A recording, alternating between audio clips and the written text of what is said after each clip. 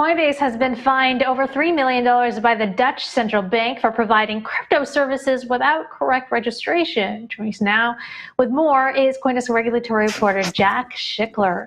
Jack, tell us more about this fine and how Coinbase is reacting to it. Hi. Yeah, indeed. The fine was announced today at 3.325 million euros, which is about $3.6 million. And that is because the Dutch central bank says the company was serving customers in the Netherlands and it should have been registered with the regulator under local anti-money laundering laws. And in fact, there was a 2-year period in which it was serving the Dutch market without being registered. In which its customer base in the Netherlands doubled. So they said this was quite a serious case of breaching the money laundering rules. Coinbase have sent a statement in response to the announcement of this fine.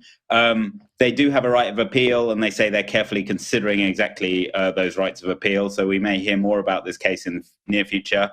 They also point out it's about process, not content. So it's not the Dutch central bank saying there was money laundering going on. It was just saying they were not following the correct registration procedures under the Anti-Money Laundering Act. And they also complain, which is quite interesting, that they've actually been engaging extensively with the Dutch regulator, that they always try and comply with local regulations, and they feel that they are being penalized for playing by the rules and for having at least attempted to engage with the regulator. So it's kind of interesting to just look at the macro picture here, because Coinbase has been having problems all over the world. It's been a lot of layoffs. They've been having problems in the US. They just exited the Japanese market. And I remember a CoinDesk article not that long ago saying that Europe was kind of their last hope, right? Like Europe was the good hope, the big hope for Coinbase. I mean, how does this sort of affect that going forward?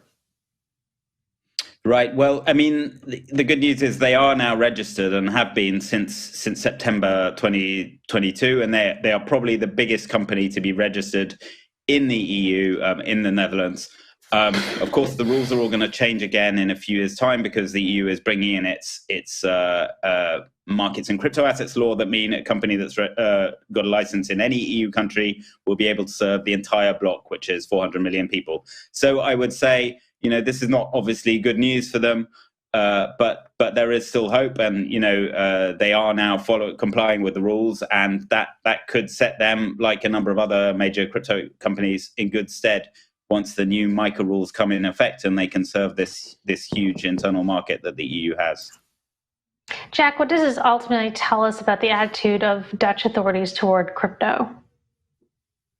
Yeah, good question. I mean, we know officials are pretty skeptical. It's a big financial hub in Amsterdam, but on some kind of Web3 technology, they're a bit more skeptical. I've heard Dutch regulatory officials before say, should retail investors even have access to crypto derivatives at all? It's the kind of thing that's too risky and dangerous. The Dutch central bank's governor, Klaas Knot, is also responsible for international work saying we should break up crypto conglomerates, possibly, or certainly regulate them. And there's some Dutch lawmakers already out there tweeting, 3 million is a joke when investors lost billions during the crypto crash. It's a joke fine that's too low. But what this shows is, there's a long process of bringing crypto companies into the regulatory fold. It's going to be painful. There's going to be some bumps along the way.